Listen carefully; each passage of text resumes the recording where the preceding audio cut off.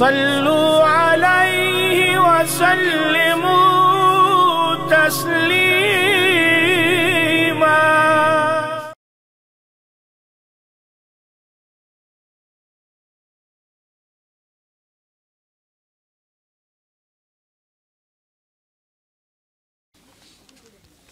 دستگیری میری تنہائی میں تو نے ہی تو کی، یا رسول اللہ میں تو مر جاتا اگر ساتھ نہ ہوتا تیرا۔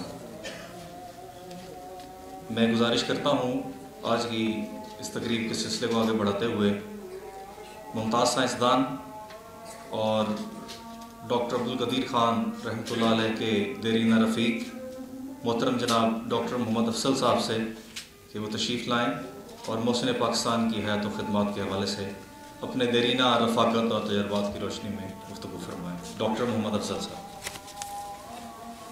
ڈاکٹر عبدالقدیر خان صاحب کے ساتھ میں نے تقریباً 20 سال کام کیا ہے۔ میں نے آج صبح ہی ویڈیو بھیجی ہے ان کو جو کام کے اندر کہوٹا کے اندر کس طرح وہ کام کرتے تھے کراتے تھے، تو آپ میں سے جو بھی انٹرسٹڈ ہو میں نے ان سے ویڈیو لے سکتے ہیں، تو وہ سارے اندر کے حالات اس پہ میں نے بتائے تھے۔ آج میں وہ باتیں کروں گا جس کے بارے میں انہوں نے مجھ سے کہا تھا۔ ڈاکٹر قدیر خان جو ہے وہ ہالینڈ اور یورینیم کمپنی کو چھوڑ کے پاکستان نہیں آئے گا، ان کو اللہ تعالیٰ نے اور اللہ کے نبی لے کے آئے۔ کہوٹا کے اندر ماشاء اللہ اس وقت بہت سارے مرشد بیٹھے ہیں، پیر بیٹھے ہیں، عالم دین بیٹھے ہیں، اسکالر بیٹھے ہیں، بہت سارے رہنما بیٹھے ہیں۔ ان کے سامنے میں یہ بات کرتے بڑا کمزرفی ہوگی میری اور بہت عاجزی ہوگی۔ کہوٹا کے اندر بہت سارے ولی اللہ تعالیٰ کے نیک بندے آتے رہتے تھے جاتے رہتے تھے، آگے بیٹھا اور ڈاکٹر قدیر خان صاحب سے ملتے رہتے تھے۔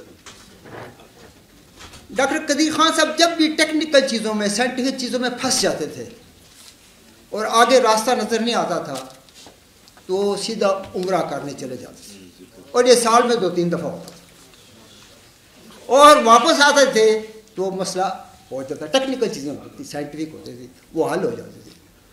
اب میں بڑی عاجزی سے کہوں گا، مجھے بھی انہوں نے 3 دفعہ کہا کہ تم میرے ساتھ عمرے پہ چلو، تو میں نے نہ کر دی، تو میرے ساتھ ان کی بڑی فری گپ شپ تھی، تو انہوں نے بلا کے آفس میں مجھے گالیاں نکالی کہ وہاں تو اللہ کا گھر ہے، اللہ کے نبی کی زیارت ہے، اور تمہیں بلا رہے ہیں تم نہیں جاتے ہو۔ سیدی مرشدی غلام ہے غلام ہے رسول کے غلام ہے، غلام یہ رسول میں موت بھی قبول، قائد طلبہ مرحبا مرحبا، قائد طلبہ مرحبا مرحبا، سیدی مرشدی یا نبی یا نبی۔ تو میں نے ان سے عرض کی، آخری دفعہ جو تیسری دفعہ تھی میں نے نہ کی، میں نے کہا جی اللہ کے گھر کے سامنے، اللہ کے نبی کے زیارت کے سامنے میں بیٹھنا چاہتا ہوں، میں رونا چاہتا ہوں، میں دعائیں مانگنا چاہتا ہوں۔ وہ تقریباً 20 دفعہ گئے تھے۔ میں نے کہا آپ پروٹوکول کے ساتھ جاتے ہیں، VIP بن کے جاتے ہیں، اور شاہی خاندان ان کی تواضع کرتا ہے، تو وہ کیا کرتے ہیں حرم شریف میں لے جاتے ہیں، طواف کراتے ہیں، صحیح کراتے ہیں، اس کے بعد شاہی محل خانے میں لے جاتے تھے۔ مسجد نبی شریف میں جاتے تھے، گئے نفل پڑے، دعا کی، اور شاہی خاندان کے لوگ ان کو اپنے محل میں لے جاتے تھے۔ میں نے کہا جی مجھے اس قسم کی زیارت کرنا اللہ کے نبی کی دربار کی اور اللہ کے دربار کی، میں نے کہا جی میں تو وہاں گھنٹوں گھنٹوں رونا چاہتا ہوں، دعائیں مانگنا چاہتا ہوں۔ خیر یہ میں ڈاکٹر قدیر خان کی ذات کے اوپر بول رہا ہوں، لیکن الحمدللہ وہاں پہ جو ہم لوگ ٹیکنیکل کام کرتے تھے اس پہ میں ایک شعر پڑھتا ہوں جو کہ بڑا عجیب و غریب ہے۔ اگر میں ایٹم بم کو کہوں ایک ستارہ، انہوں نے بہت سارے پروجیکٹ کیے ہیں، تو یہ بالکل شعر ان پہ فٹ آتا ہے، ستاروں سے آگے جہاں اور بھی ہے، یعنی خالی ایٹم بم نہیں ہے آپ کا پروجیکٹ، آپ نے غوری میزائل بھی بنانا ہے، آپ نے اینٹی ٹینک میزائل بھی بنانا ہے، آپ نے اینٹی ایئر کرافٹ میزائل بھی بنانا ہے، اور آپ نے دوسرے اداروں میں پاکستان کے اندر اور مسلمان ملکوں میں بہت سی جگہوں پہ آپ نے یہ ٹیکنالوجی شروع کرانی ہے۔ تو ستاروں سے آگے جہاں اور بھی ہے، ابھی عشق کے امتحان اور بھی ہے۔ यानी ऐसा नहीं है कि अमेरिका आपको छोड़ देगा या इंडिया छोड़ देगा या यूरोप छोड़ देगा या नेटो छोड़ देगा, नहीं, आपका इम्तिहान होता रहेगा। और मैं इस चीज़ का गवाह हूँ, डॉक्टर अनवार साहब भी गवाह हैं, या और भी साइंसदान बैठे हैं। 3 दफ़ा नकाउटा को तबाह करने के लिए, हमला करने के लिए इंडिया, इसराइल, अमेरिका ने प्लानिंग की, लेकिन कोई अल्लाह के वलियों की कोई शान थी या कोई अल्लाह के नबी की वहाँ पे नज़र थी या अल्लाह के ख़ास हुक्म थे कि वो 3 दफ़ा हमले जो है कामयाब नहीं हुए और कौटा तबाह नहीं हुआ।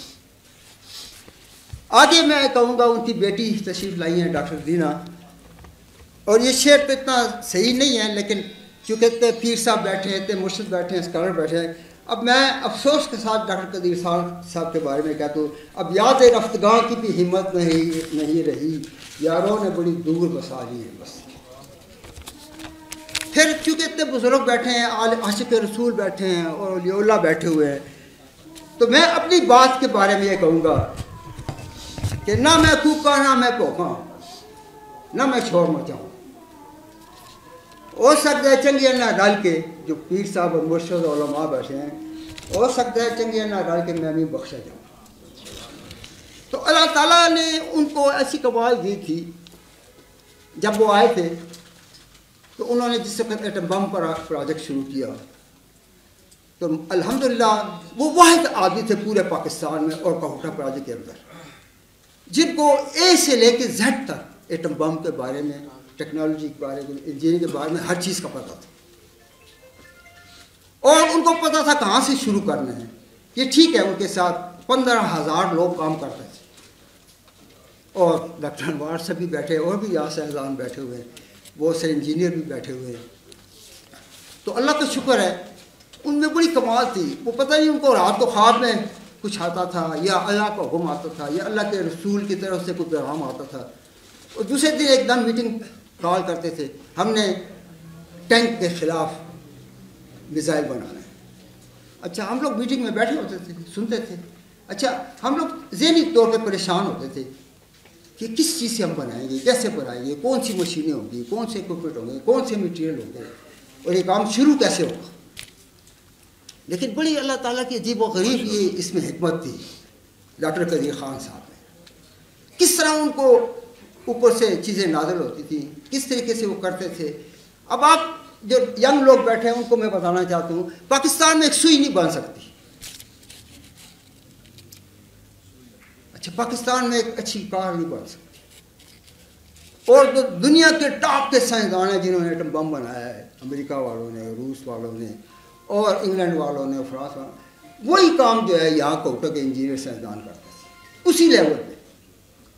अच्छा, अगर आप कहें कि जिस स्वाबी में सबसे बेहतरीन तबागु पैदा होता है, तो वहाँ की ज़मीन ज़रख़ेज़ है, वहाँ का पानी अच्छा है, वहाँ की मिट्टी ऐसा है कि वहाँ तंबाकू पैदा होता है।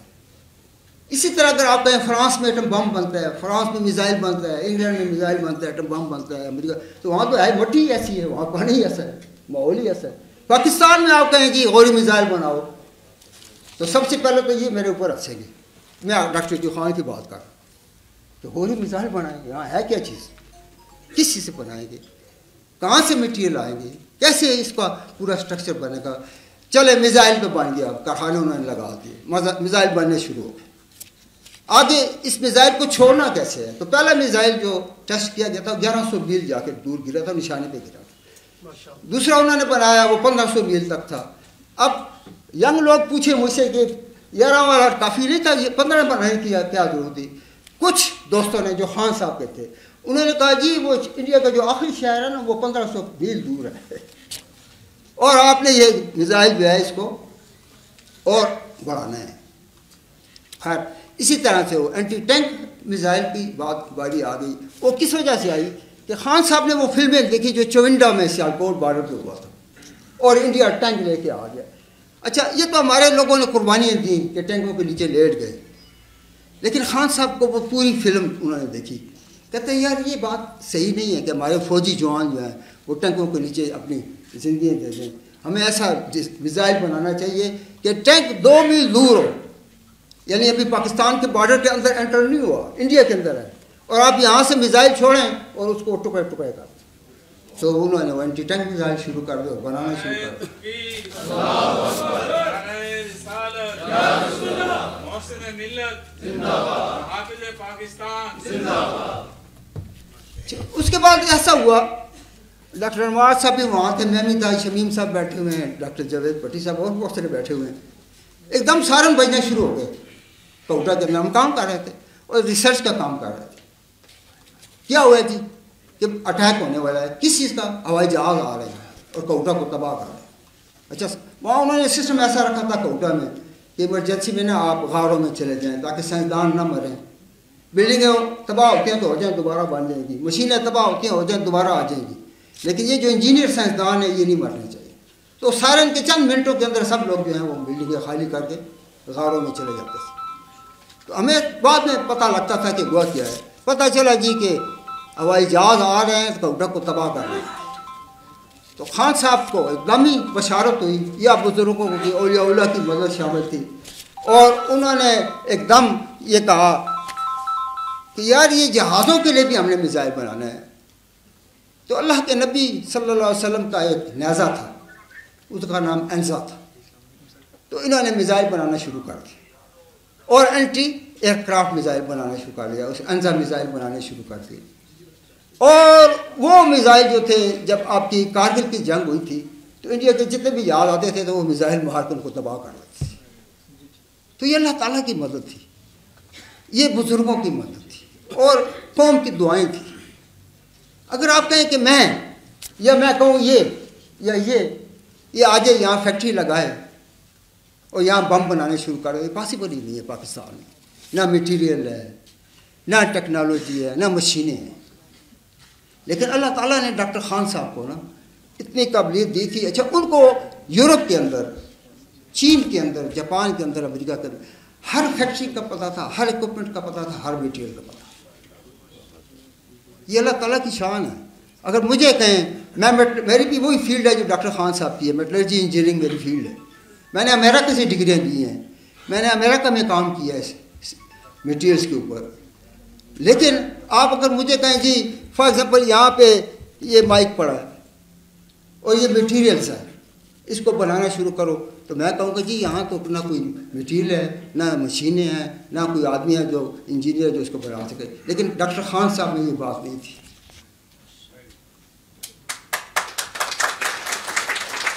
उनको आप कोई भी एटम बम कहें, आप मिसाइल कहें, आप एंटी टैंक मिसाइल कहें, आप कोई भी चीज़, उन्होंने बहुत सारे इदारों की जो पाकिस्तान के अंदर है, जो वार इक्विपमेंट बनाते हैं, वार मटीरियल बनाते हैं, उनकी मदद की, उनकी गाइडेंस की। अच्छा, मुझे भी कई दफ़ा उन्होंने भेजा, डॉक्टर अनवार साहब को भी कई दफ़ा भेजा, और डॉक्टर जावेद भट्टी साहब बैठे, मुख्तलिफ इदारों में हम जाते थे, उनकी हेल्प करते थे, उनको गाइड करते थे, और फिर जो भी उनके काम होते थे वो करते थे। और छोटी सी मिसाल मैं दूंगा, टाइम ख़त्म होने वाला है, बस होने वाला है। अच्छा, छोटी सी मिसाल दूंगा।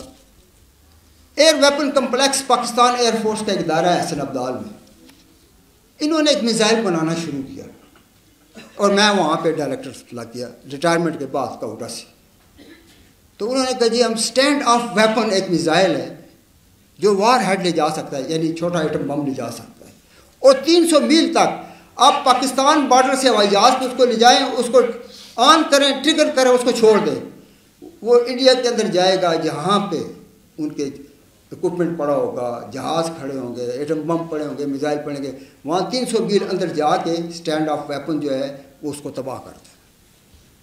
तो मैं खान साहब के पास जाता था कि ये प्रॉब्लम आ गई है, वो कहते थे इस तरह करो, ये प्रॉब्लम आ गई।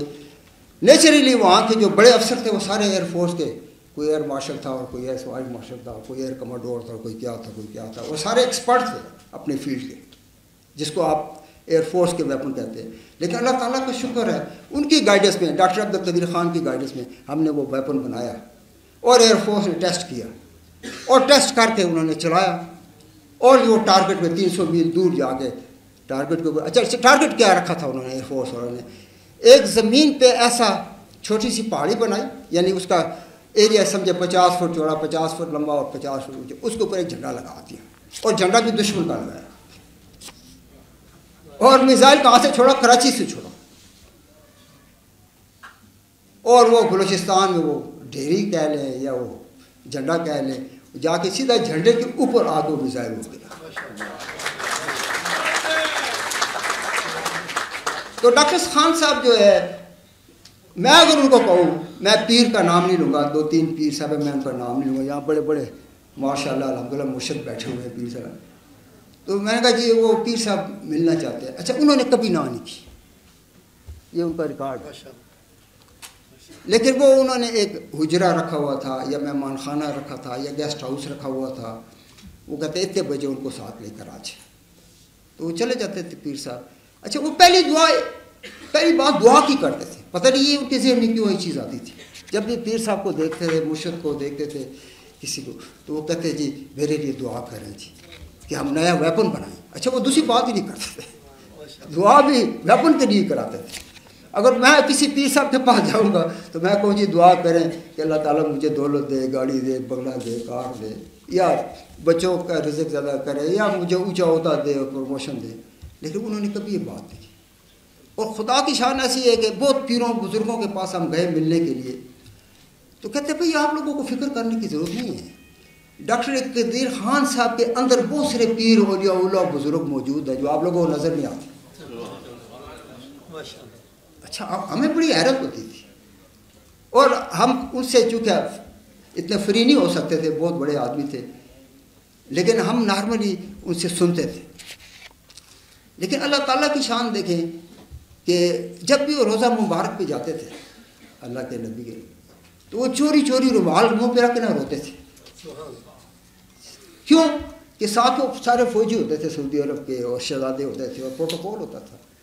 اچھا وہ یہ نہیں چاہتے تھے کہ وہ شہزادے اور وہ، کیونکہ ان کے ہار وہ کہ ہاں آپ کو پتہ ہے ایسی کوئی چیز نہیں ہوتی. جو اتنی ہمیں محبت ہے اللہ کے نبی سے اور اللہ کے نبی کے دربار سے اور مدینہ شریف سے، ان سعودیوں کو اتنی وہ نہیں ہے. ان کے تو گھر کی چیز ہے. لیکن یہاں سے وہ جب بھی جاتے تھے، اچھا خانہ کعبہ شریف کے اندر بھی جاتے تھے، تو وہ جا کے جب طواف کرتے تھے تو دل سے دعائیں کرتے تھے، اور پروجیکٹس کی دعائیں کرتے تھے. لیکن اللہ تعالیٰ کے جو اونچے بندے ہوتے ہیں، اب جیسے انہوں نے فرمایا، پاکستان کی جب بھی تاریخ لکھی جائے گی، آج سے 100 سال بعد ہو سکتا ہے ان کے پوتے ہوں، تو 2 آدمیوں کا نام آئے گا. ایک کا نام ہوگا قائد اعظم محمد علی جناح، اور دوسرے کا نام ہوگا عبد القدیر خان.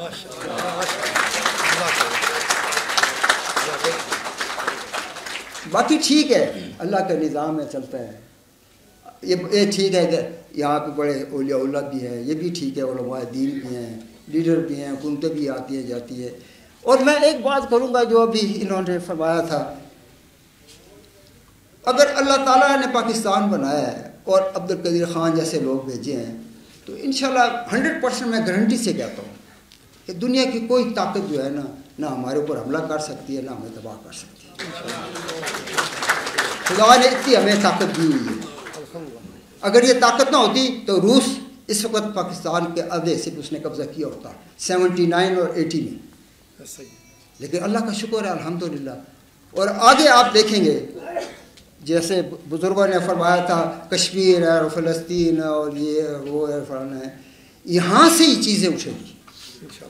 اگر آپ یہ کہیں، میں معذرت کے ساتھ کہتا ہوں، یہاں بڑے بڑے اسکالر بیٹھے ہیں، اور آئسی کے ساتھ کہتا ہوں، اگر آپ یہ کہیں کہ افغانستان میں طالبان نے فتح کی ہے، یہ پاکستان کے لوگوں نے چڑھائی ہے، پاکستان کے لوگوں نے مدد کی ہے، پاکستان کے لوگوں نے بم دیے ہیں، اسلحہ دیے ہیں، پاکستان کے لوگوں نے ان کو اینٹی ایئر کرافٹ میزائل دیے ہیں، اینٹی ٹینک میزائل دیے ہیں.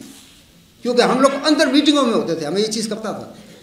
اسی طرح سے جب بھی وقت آئے گا آپ دیکھیں گے کہ پاکستان سے جائیں گے لوگ، پاکستان سے لوگ جو ہے فتح کریں گے، پاکستان سے سارا اکوپمنٹ جائے گا، اسٹا جائے گا. شکریہ، جزاک اللہ خیر. یا ایھا الذین آمنوا صلوا علیہ وسلم